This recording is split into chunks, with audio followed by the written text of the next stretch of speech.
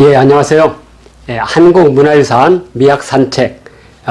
이번 것은 고려 청자 참외 모양병이라는 유물입니다.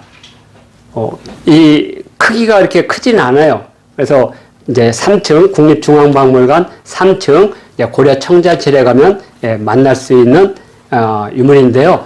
우리나라에 이제 뭐 수많은 토기, 도기, 고려 청자, 뭐 백작 나오는데 지금도 미학을 하거나 미술사라는 사람들이 최고의 걸작이라고 표현하고 있습니다.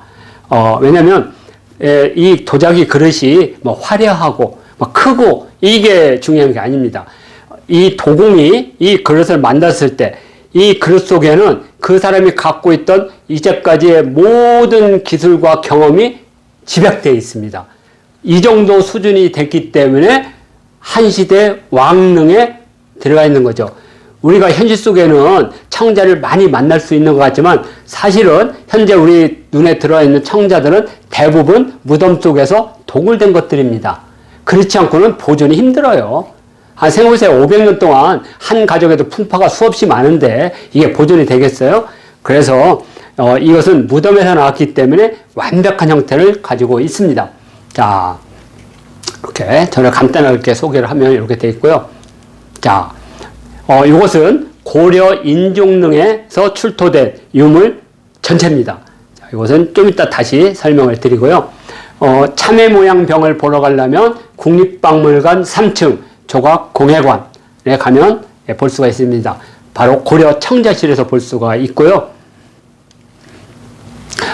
이 유물은 고려 인종, 고려 인종하면 17대 인종이고요. 뭐 역사를 한 분들은 어질인자가 있으면 우리 시대에 가장 어진 임금을 만났다고 생각하지만 사실은 인자가 들어간 시대는 가장 백성들이 힘들었습니다. 왜?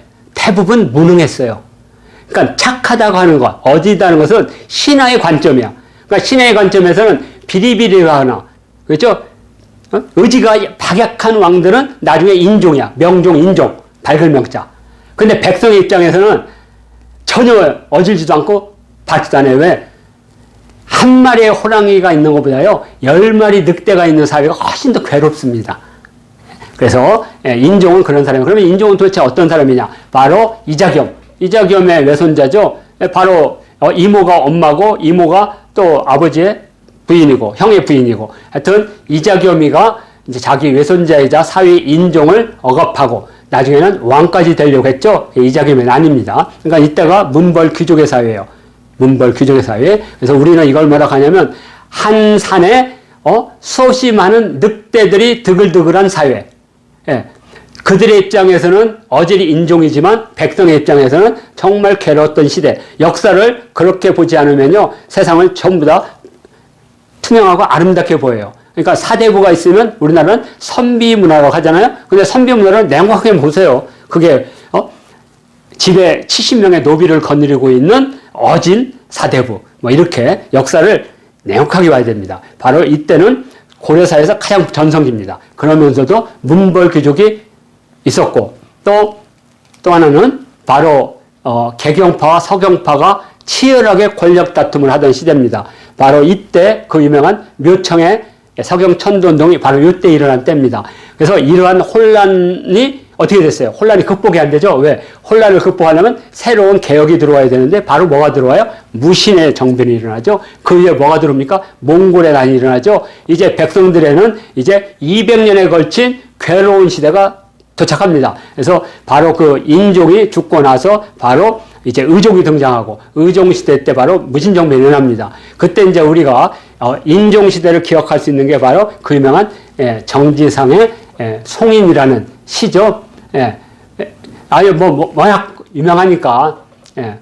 그래서 비개인 긴뚝에, 그죠? 비개인 긴뚝에 불빛은 한데 남포에서 인보내니 노래 구슬퍼라 대동강물 어느 때 마르겠는가 이별의 눈물 해마다 푸른 물결에 더해지는데 그래서 우월장제 초색다, 송군남포 동비가, 대동강수 하시진, 별로연년 첨록파에서 무지 유명한 시입니다. 이것들이 바로 요 시대라고 하면, 요 참외모양병이 바로 이 시대 때 인종능의 부장품으로 껴묵거리로 있었던 것이다. 이것이 이제 항일 독립운동 시대 때 도굴이 돼서 나왔다가 일본이 패전한 후에 가져가지 못하고 우리가 인수해서 현재 국립중앙박물관에 있다. 이렇게 이해하시면 됩니다.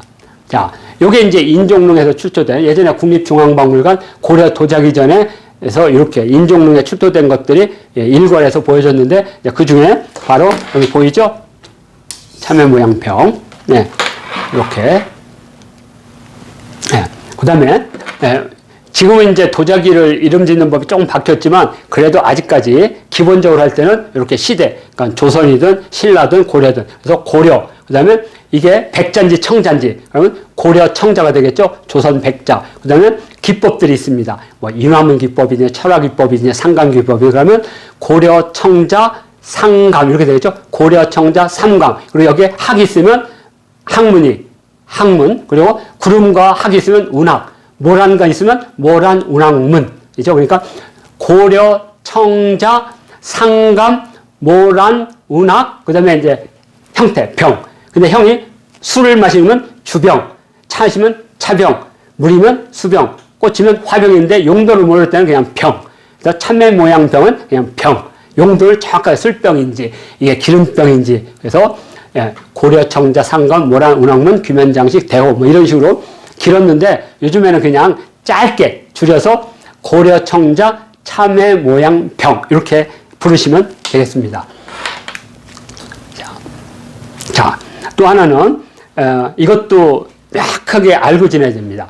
보통 우리가 불에다가 어느 정도 온도에서 구워서 나오는 그릇은 그 온도, 구운 온도에 따라서 크게 세 가지로 이름을 붙입니다. 하나는 그냥 토기. 토기는 대략 700도. 우리가 노천에서 이렇게 풀을 이렇게 쌓고 불을 확 피우면 약 600에서 700도가 나옵니다. 근데 이제 그것을 이제 이렇게 공기가 통하지 않도록 구덩이를 파거나 가마를 덮으면 900도, 1000도가 나와요. 이때 구워지는 것은 토기라고 합니다. 그러니까 토기는 이른바 물 먹는 그릇이에요. 여기다 물을 담궈 놓으면 어느 정도 지나면 뚝 떨어져요. 근데 토기는 간장을 담궈 놓으면 오래되면 간장 바깥으로 막 이렇게 그 소금이 나오고 해서 뭐 한 3년, 5년 동안 하면 깨지겠죠? 그러면 그때 철사로 막 묶고 어릴 때 시골 생각하시면 돼요. 토기는 숨 쉬는 그릇이다.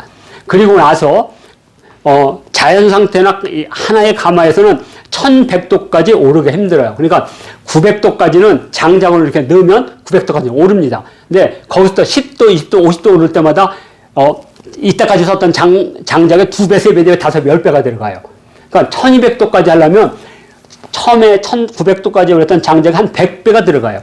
그러니까 이게 어마어마한 거예요. 특히 사계절이 있는 우리나라에서는 이걸 했다가는 온 산이 전부 다 벌거숭이 됩니다. 그래서 중국에서는 어떻게? 그냥 숲이 풍부하고, 그 다음에 이동을 할 때, 이거 지게로 이동할 수가 없잖아요. 그러니까 강이 있는 강변과 숲이 많은 강남에서 이렇게 이루어지는 이유가 그겁니다. 어마어마한 목재가 필요해요. 그래서 우리가 보통 1250도가 되면 흙 속에 있는 철이 자화가 됩니다. 자화, 유리화 된다는 거예요. 그때 이제 우리가 자기라고 합니다. 자기. 그래서 자기는 숨 쉬는 그릇이 아니죠. 반들반들한 유리화 그릇입니다. 그래서 자기의 종류는 청자와 백자가 있는 거죠. 청자, 백자. 청자, 백자 무지 간단합니다. 그걸 설명해 드릴게요. 자, 일단 이제 토기는 그냥 우리가 보통 질그릇이라고 해요. 질그릇. 그냥 빗살무늬 토기나 이런 것들이 다 질그릇에 속합니다. 근데 이제 고조선 시대가 오면 이 온도가 900도까지 가요. 이때는 독이라고 부르는데 약간 이건 이제 이렇게 손으로 그으면 이렇게 손톱 자국이 나와요. 그러니까 무른독이라고 합니다. 그리고 이제 이보다도 좀 더 단계가 되면 쇠처럼 단단해집니다. 그래서 이렇게 손톱으로 톡톡 치거나 이렇게 쇠붙이를 톡 치면 소리가 나면 통통통통통 소리가 나요. 이건 독이라고 합니다. 그래서 예전에 이것을 뭐라고 하냐면 이게 이제 일본으로 건너갈 거 아니에요? 한 5세기에서 6세기경에 그러니까 이 사람들이 쇠소리가 나온다는 쇠소리. 그래서 쇠그릇이라고 불렀어요. 쇠그릇. 그래서 그 쇠그릇을 한자로 표할 때 쇠기. 쇠기. 이렇게 해서 이제 우리나라에서는 이제 가야톡이라고 이렇게 보통 부릅니다. 가야시대가 그렇게 그냥 높은 온도, 900 900도에서 1100도까지 온도를 높이게 돼요. 그리고 이 도기 가운데 우리가 가장 익숙한 거. 그러니까 대략 7세기, 8세기경에 만들어져서 1500년 동안 유지됐던 가장 대표적인 뭐냐. 중국과 우리는 음식 문화가 다르기 때문에 이런 그릇이 필요 없었어요. 근데 우리는 필요해. 그게 뭐냐. 바로 간장을 담아두거나 된장을 담아두거나 바로 항아리입니다. 영암 지역에서 나타났거든요. 그래서 그걸 영암 항아리라고 하는데요.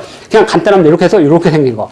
그러니까 우리가 장독대에서 봤던 것들. 그게 굳은 독의 마지막 단계입니다. 가장 높은 단계. 예.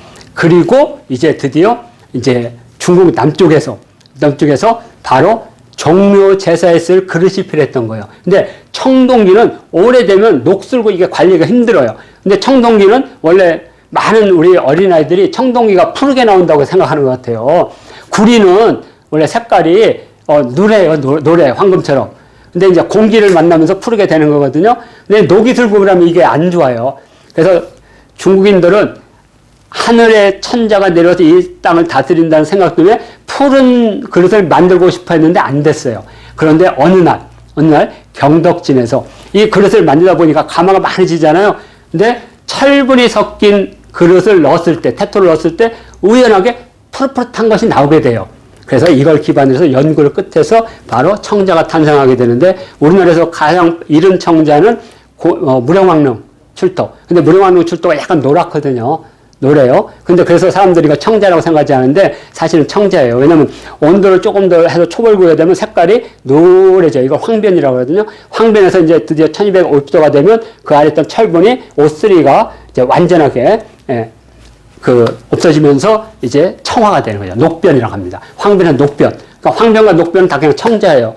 그래서 그 물속에 있던 O3가 다 분해돼서 사라지는 거죠. 그러면 이제 철의 고유 색깔이 나오게 돼. 이게 푸른 색깔이거든요. 바로 청자고요.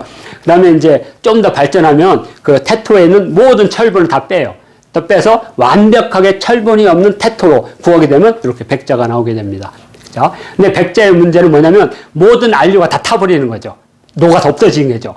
그래서 이 안료와 철인데도 철도 불가능해요. 왜? 철은 1500도지만 불순물이 있으면 약 1100도면 다 철분도 다 녹아요. 그 다음에 구리는 1048도에 녹지만 대부분 불순물이 섞여 있기 때문에 708도, 800도면 다 녹아버려요. 이건 안료로 쓸 수가 없죠. 그래서 청자 때는 초벌구이를 한 후에 약 온도를 600, 700도로 재벌을 해서 철화, 뭐 이렇게, 예? 그 다음에, 동화를 해줘. 동으로, 구리로 그리는 거. 근데 백자는 여기보다 더 높아요. 그래서 이때 바로 안료 가운데 이렇게 청화라는 안료가 이렇게 살아남는 거죠. 그래서 다양한 색깔을 낸 자기. 그래서 이게 도자기의 5단계입니다. 그러니까 고려 청자가 나오는 천년대에 청자와 그 다음에 백자를 만들어낼 수 있는 세력은 중국과 우리나라밖에 없었습니다. 이건 당대 고도의 하이테크 산업이었습니다. 우리가 반도체를 얘기하듯이 그때 당시는 유튜브 앱이 없었어요. 그러다 나중에 중국에 혼란이 오니까 화교들이 오늘 북베트남으로 건너가게 되죠. 그래서 그 북베트남에서 일부 만들었어요. 그러다가 이것들이 이제 오늘날 1600, 1700년대 이제 유럽으로 건너가서 만들어지게 되죠. 그래서 차이나라고 하는 겁니다. 본에서 만들었으니까. 자, 이렇게 도자기는 이해하시면 됩니다. 자, 그러면 이제 도자기를 만드는 방법인데, 도자기는 어차피 불이 만든 겁니다. 불이. 그래서 우리 역사에서 불이 만든 여러 가지 역사도 되게 중요합니다. 그냥 단순하게 저게 fire라는 불이 아니라요. 일단은 숙식이라고 이것은 구석시대 인류를 발전시킨 겁니다. 그리고 신석시대 때는 바로 화학의 탄생, 이것을 우리는 그릇이라고 합니다. 그리고 이제 청동시대는 금속 문명이 탄생하죠. 그리고 이제 이걸 바탕으로 해서 다양한 그릇들이 나옵니다. 다양한 그릇이라는 것은 음식의 다양성이 만들어졌다는 건데 음식의 다양성은 어디서 오느냐? 바로 불에서 오는 겁니다. 불에서. 예, 그래서 우리가 신석시대 그릇이 탄생했을 때 그 한 유적지에서 똑같은 그릇이 많이 나온다. 그럼 그건 뭘 말하냐? 음식이 다양성이 없다는 얘기예요. 그릇의 종류가 많이 나온다는 것은 음식의 종류가 많아진다는 것은 그 사회의 문명의 수준이 높다라는 거죠. 그리고 이제 이걸 기반해서 드디어 남방이라고 하는 이게 바로 불이 바꾼 역사고 불이 바꾼 역사 중에 그래도 최고는 역시 그릇이라고 할 수 있습니다. 왜 그릇이냐? 다른 것은 우리가 볼 수가 없어요. 박물관에서 우리가 신석시대부터 지금까지 모든 전시관에 시대별로 다 있는 곳은 그릇 하나뿐이에요. 그래서 도자기는 그 시대를 보여주는 문화 수준입니다. 그릇은 이렇게 5가지의 구성으로 만들어지는 겁니다. 일단 흙입니다. 그래서 흙을 막 아무흙이나 갖다 놓으면 될 것 같죠? 아무흙은요, 600도, 700도가 되면요, 버티지를 못하고 다 녹아버려요. 그래서, 이 태토라고 하는 것이 중요합니다. 그리고 불을 다룰 줄 알아야 돼요, 불을. 불을 100도, 200도, 300도에서 600, 700, 8도에서, 이것을 단계별로 의하면 그 안에 어마어마한 화류가 들어가요. 화류가. 그러면 웬만한 흙은 다 견디지를 못합니다. 그래서 이 불을 다려야 되고, 또는 물에 불순물이 있으면 안 됩니다. 그러면 그릇 자체가 색깔도 변하지만 아름다운 그릇이 안 나와요. 그리고 이제 드디어 가마가 만들어지고, 그리고 이것을 30년, 50년 동안 장인들, 이 5개가 만나야만 그릇입니다. 그래서 흙을 갖다가 넣으면 그 나오는 그릇이 아니에요. 그래서 그릇은 과학 가운데도 가장 발달된 과학과 기술이 있어야 됩니다. 자, 이렇게 보시면 되고요. 그래서 유럽에서는 그걸 못 만든 겁니다. 워낙 어려운 기술이라. 그래서 유럽은 문명 자체가 차가운 문명이에요. 우리 동아시아는 뜨거운 문명이고, 그러니까 뜨거운 문명에서는 유리로 뭘 할 수가 없어요. 바가지로 뭘 할 수가 없어. 그러다 보니까 값이 싸면서도 대량 생산하면서, 그죠? 그 높은 데도 견딜 수 있는 거. 그래서 도자기를 생산하게 되고, 유럽은 차가워요. 그래서 유럽은 모든 게 맥주도 이런 게 다 차가운 겁니다. 차가운 거기 때문에, 예를 들어 이렇게 생각하면 돼요. 우리는 병이 나면 일단 입을 뒤집어 세우고 고춧가루 비벼서 열을 발생시켜버려요. 이게 문화입니다. 그래서 막걸리도 원래 데워 먹었어요. 근데 어느 순간부터 우리도 이제 차가운 문명으로 바뀌어서 지금 이제 냉장고에다 바리바리 넣어서 먹죠. 그렇게 되면 이제 고대 한약의 약 제조 방식도 바뀌게 됩니다. 왜? 우리 체질이 변하고 있거든요. 그게 바로 시대에 따른 소용입니다. 효용성. 전통이 아름다운 게 아니에요. 전통은 어떤 때는 이제 그 시대에 필요하지 않게 됩니다. 그래서 전통 가운데 우리 삶을 크게 해치지 않으면서도 관념적으로 유지해야겠다는 것은 전통으로 나와요. 불편해도. 그렇지만 시대별로는 다 사라지는 겁니다. 갓을 쓴다고 조선시대 사람 되는 거 아니에요. 이미 우리 중에 갓 쓰고 다니는 사람이 어디 있습니까? 자, 그래서 전통은 아름다운 게 아닙니다. 전통은 불편한 거예요. 그렇게 이해해야 되는데, 아직도 우리는 전통만 아름답기 때문에 선이라고 생각해요. 선. 아니, 유교적 예절이 어떻게 선이 돼요? 저는 그런다면 대한민국의 최소한 2,500만의 여성들은 깃발 들고 나가야 돼요. 자, 그래서 이제 도자기는 또 역사적으로 중요합니다. 도자기는 아까 시대의 문화라고 그랬잖아요. 그러면 우리가 도자기가 만들어지면 지역적 의식과 사유체계와 생활 방식이 다르기 때문에 거기에 맞는 성격이 나오게 됩니다. 그래서 우리가 보면 이제 빗사무리 톡이고, 빗사무리 톡이도 이제 우리 한국 문화에서 여기 미학산책에 나와요. 그리고 저쪽 이집트나 여기는 채색톡입니다. 그러면 겉으로 볼 때는 이 채색톡이 이뻐 보이고 이건 투박해 보이죠. 전혀 아닙니다.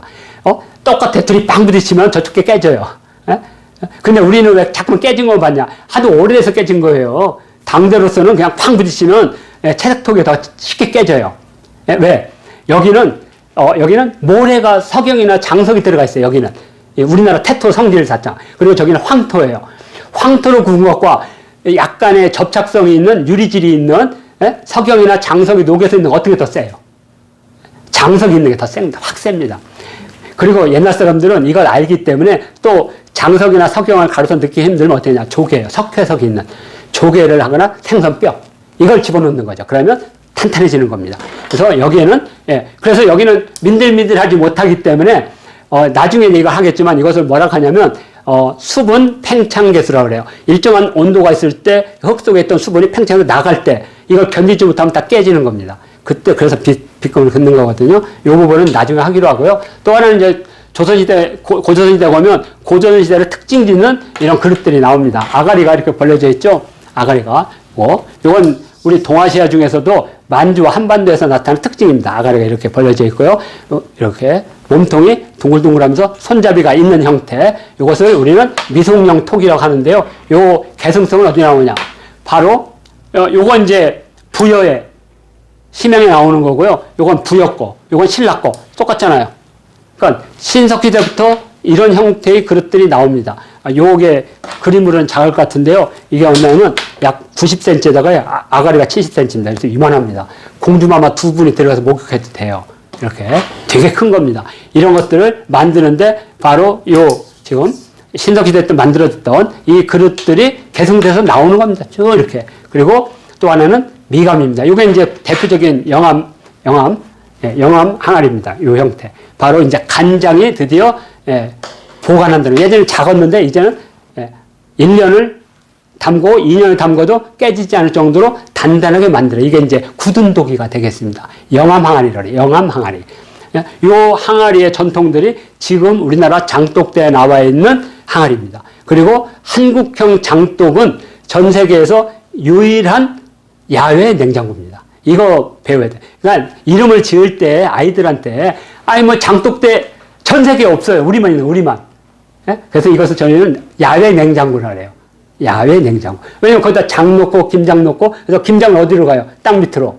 그리고 간장은 위로 가고. 세상에 이런 저장 장치가 어디 있어요? 그러니까 약간의 우리 미학에서는 봉을 들어가야 돼요. 뽕이 아니고 봉우리 봉자. 국봉이 들어가야 됩니다. 자, 이제 마지막으로 이제 미학 산책입니다. 자, 어떻게 볼 것이냐? 자, 저는 이제 네 가지를 제기합니다. 색채, 기형미, 그다음에 형태미, 비례미, 그다음에 역동성. 이걸 가지고 하나씩 보겠습니다. 왜 이 참외 모양병이 왜 위대한 문화유산인지를 보겠습니다. 고려 인종록에서 나왔다고 그랬죠. 이 장인은 지금 나오면 피카소를 능가할 위대한 조각 장인이라고 아마 공예 장인으로 이름을 날 거라고 봅니다. 왜냐면 우리가 그릇을 수천 개를 만들어도 기술차가 있는 거잖아요. 그리고 중국에서도 제가 여유낙 이런 데서 수많은 도자기를 봐요. 이 수준을 따라온 데가 없습니다. 그 정도로. 근데 이게 무덤 속에 있었다고 보세요. 그럼 우리는 그 시대에 이런 위대한 작가를 못 만나는 거죠. 이름은 지금 모르지만. 근데 이게 어떤 도구를 한 사람이 도구를 하는 바람에 우리는 당시 시대, 인종시대 때 가장 위대한 어느 한 작가를 지금 만나고 있는 겁니다. 자, 고려시대 이제 청자가 나오면 우리나라에서 이제 강진의 최초의 차자 나오는데 왜 햇물이라고 하냐면 유약을 바를 때 여기 바닥을 이렇게 잡고 유약을 이렇게 묻히거든요. 묻히니까 나중에 하면 여기 동그라미 이렇게 여기만 유약이 안 묻어요. 여기가 바닥만 이렇게 올려놓으니까 거기가 햇물이처럼 되죠. 그래서 햇물이 자기라고 합니다. 요게 이제 장보고 시대 때 강진, 영암 여기서 나타납니다. 최초에. 근데 이제 여기도 끊임없이 가장 하늘색에 가깝도록 만들고 싶어 했어요. 그런데 약 200년, 그러니까 1100년경에 하늘과 가장 근접한 색깔이 나와요. 현재 이 색깔은 고려인들만 이룬 색깔입니다. 현재까지. 중국에서도 수없이 청자, 최초의 청자는 이렇게 투박했습니다. 이게 우리가 만날 수 있는 최초의 청자입니다. 투박하죠? 하늘색이 아니잖아요. 풀색이죠, 풀색. 그래서 이들이 이 단계를 뛰어넘어서 나온 게 여유와 관요입니다. 여유와 관요. 관요 때 드디어 자기들은 하늘색을 만들었다고 한 거예요. 그런데 고려 청자 비색이 딱 나온 거예요. 비교가 안 되죠? 요거. 찻잔. 고려 상감 청자 중에 최고의 걸작이라고 합니다. 완전 하늘색이에요. 이렇게. 그래서, 중국인들이 깜짝 놀란 거죠. 그래서 이것을 신비로울 비자, 비색입니다. 많은 분들이 혹시 비치색으로 알고 있더라고요. 중국의 이게 비색입니다. 이게 비치색. 이게 비치색이고요. 이것은 신비로울 비자, 비색. 바로, 이 상감, 참외 모양 병은 이 상감이 아니라 비색 청자 가운데 최고 수준이다. 그러면 왜 최고 수준인지를 보겠습니다. 네. 우리가 이제 어떤 사물을 볼 때 이 기형미를 봐요. 기형미. 그러니까 이런 거 있잖아요. 이게 이제, 이게 이 말을 쓸지는 모르지만 뒤태미남이라는 게 있어. 뒤태미남. 그러니까 앞은 보면 안 돼. 그러니까 그릇에 형태가 있어요. 그 민족이 갖는 고유적인 관념을 가진. 그게 뭐냐. 대체적으로 한국인들이 좋아하는. 그러면 한국인들의 기형? 뭘까? 그냥 초가집 지붕이라 생각하시는데. 이런 형태를 좋아해요. 왜? 우리나라 자연이 그렇게 돼 있거든요. 그러니까 산은 험하지만 산에서 내려오는 언덕들은 대부분 구름을 형성하고 있거든요. 거기가 사람이 살기 가장 좋았던 거죠. 그러한 형태의, 그러니까 이게 너무 크거나, 납작해도 안 되는 거죠. 이런 형태의 기형을 좋아하는 거죠. 그래서 우리나라는 현재까지도 비슷한 기형인데 이 기형이 왜 유지가 됐느냐? 바로 우리나라 음식 문화의 특징인 바로 장 때문에 생긴 겁니다. 김치를 담그려니까 넓은 걸 담고 땅을 파서 이렇게 할 수는 없죠. 그러니까 가장 좋은 게 뭐예요? 이렇게. 그죠? 그래서 이러한 우리 한국의 가장 전통적인 기형이 탄생하게 됩니다. 이 전통적인 기형을 닮은 게 바로 참외 모양 벽이다. 이렇게 보시면 되고요. 자, 이제 먼저 보겠습니다. 형태입니다. 이 형태는, 이걸 만든 사람은, 이 참외 모양을 우리가 이름을 이렇게 불렀지, 사실은, 이것은 뭐냐면요, 공양입니다. 이것은 뭐냐면, 이 사람이 야외에 참외밭을 한 거예요. 이 도공이. 그런데 이제 임금이 명령을 내리잖아요. 이제 인종이 돌아가시면 무덤에다 할 걸. 그러면 이제 도공 중에 이제 원하는 사람이 이거 할 거 최고의 그때다. 이걸 하게 되면 이 사람이 만약에 만드는 것은 값이 개경에 있는 고관 대작들이 예약을 하잖아요. 그래서 막 쌀 10가마 주고. 그러니까 이 사람은 자기가 갖고 있는 것 중에 부처님한테, 인종이 가지고 부처님한테 갈 거니까. 그때 가장 부처님이 좋아할 게 뭘 때, 그때 마침 6월 달에 개똥참외가 열린 거예요. 그렇게 얘기해야 되거든. 그래서 이 몸통을 개똥참외로 해야 된다. 그러면 밑에 있는 거 이거 뭐냐? 이건 바램입니다. 기원. 기원을 이렇게 표시하는 거죠. 수많은 사람들, 그러니까 인종이 데리고 가는 수많은 부처님 앞에 갈 시녀들. 그죠? 그 다음에 관리들. 배양하는 사람들랑 어차피 같이 갈 거냐. 이 모임을 해놓고 참외를 들고 어디로요? 부처님이요. 그래서 여기가 연꽃이라는 거죠.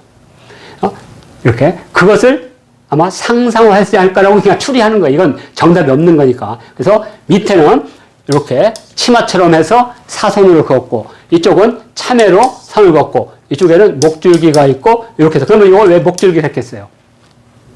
무지 간단합니다. 목줄기 위가 하늘이잖아요. 근데 이게 하늘이라는 걸 모르잖아요. 부처님의 세계. 그러면 제일 좋은 방법이에요? 목의 3줄. 이것은, 우리나라 고려 때 불상을 만들 때 모든 불상에 있는 영락입니다. 이걸 도자기에다가 연결하면 돼요. 예, 그래서 이 목줄기의 3선이 있기 때문에, 이것은 우리가 부처님의 세계라는 걸, 이 사람은 이 선으로 표현하는 거죠. 선으로. 말로 표현하는 게 아니라. 이렇게 보면 이 3개가 있겠죠. 그래서 여기에 이 연꽃, 잎 8개, 정말 폭발적입니다. 살아있죠, 상승감. 그 다음에 참외 모양도 아주 멋있게 8개가 있습니다. 자, 그리고 여기 수많은 치마 자락이 있습니다. 이렇게 3개로 구성했다는 거. 형태미 자체가 엄청나게 아름답습니다.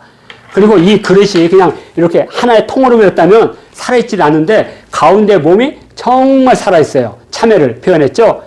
그래서 이것은 형태미로서도 완성작이라는 걸 우리가 알 수 있고요. 두 번째로는 비례입니다.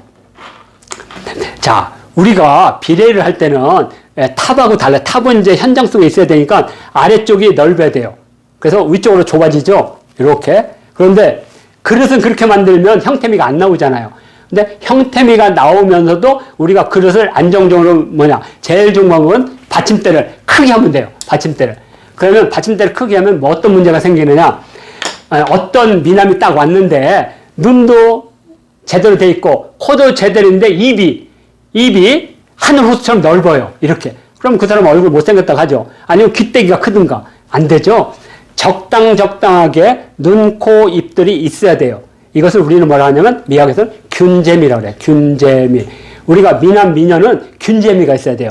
코, 입 있는데 눈이 이만해. 그럼 왕눈이라고 부르잖아요. 안 맞는 거죠. 균재미는 적당하게 코와 눈과 이 비례, 그러니까 요 크기, 간격, 너비 이런 것들이 조막조막하게. 그러니까 얼굴이 큰 사람한테는 좀 더 이게 크고 얼굴이 작은 사람한테는 좀 더 작고 이것을 우리는 균재미라고 그래요.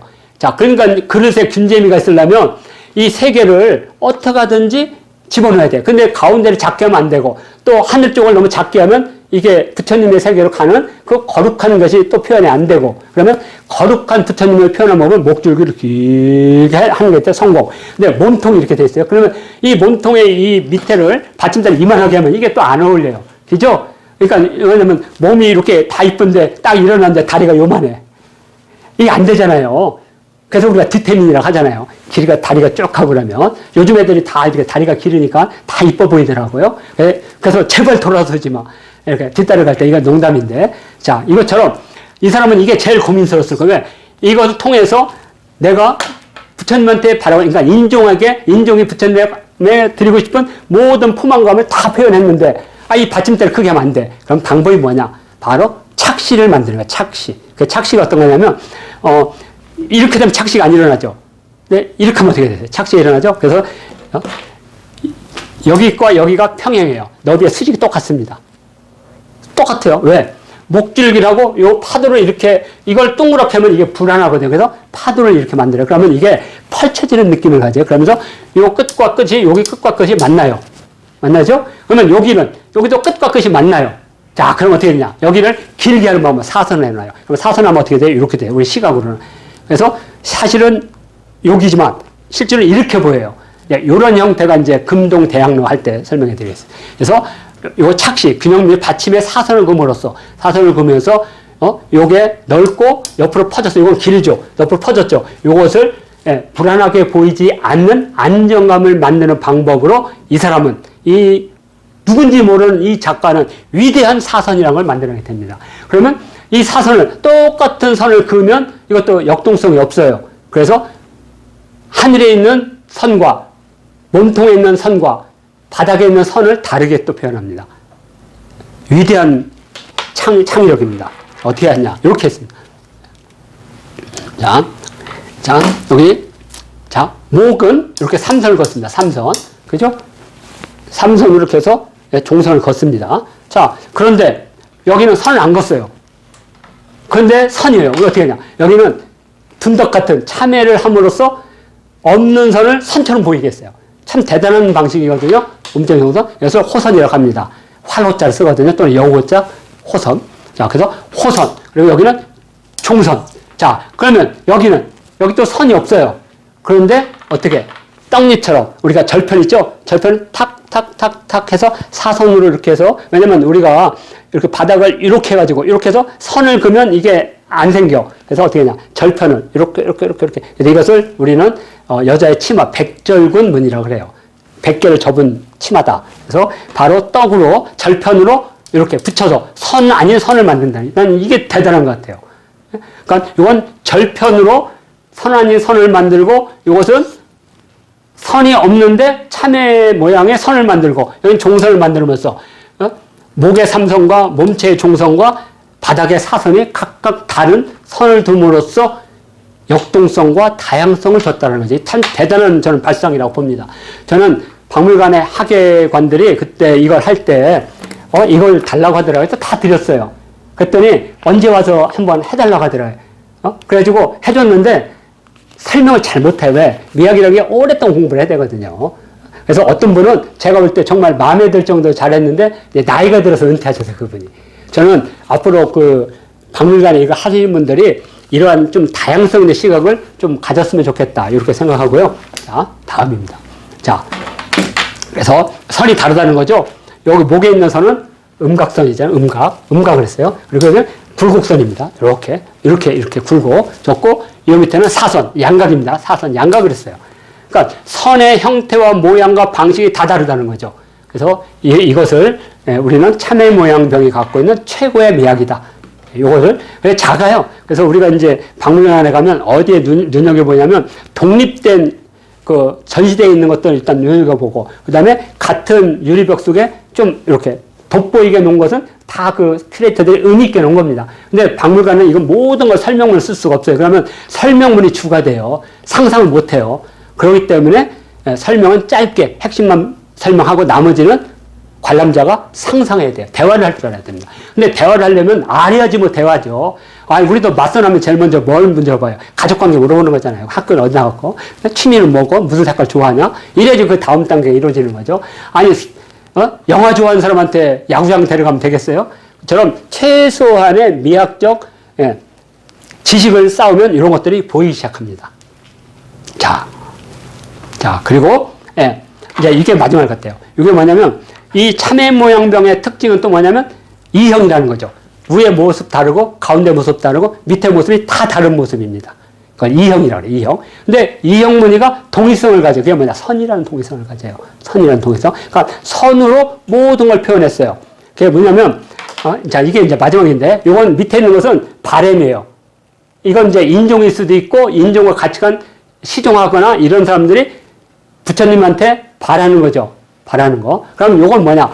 참회가 올라가야죠. 참회가 올라가야 돼. 참회를 바치는, 그래서 종선을 하지 않았을까? 그러니까 참회를 그리면 되잖아요. 무늬로. 그러면 이게 바치는 모습이 안 나오잖아요. 그래서 이렇게 종선으로 해서 이렇게 바치는 모습, 종선이 아니라, 이렇게 우리가 말하는 세로선을 해서 이렇게 바치는 모습을 하고, 위에 요것은 이 단계가 부처님의 세계라는 거. 목에 여기 단계가. 요 세 개를 표현하지 않았을까? 이렇게 미학적으로 한번 상상을 해봅니다. 자, 이렇게 해서, 참회 모양병에 대한 미학 산책 설명을 마치도록 하겠습니다.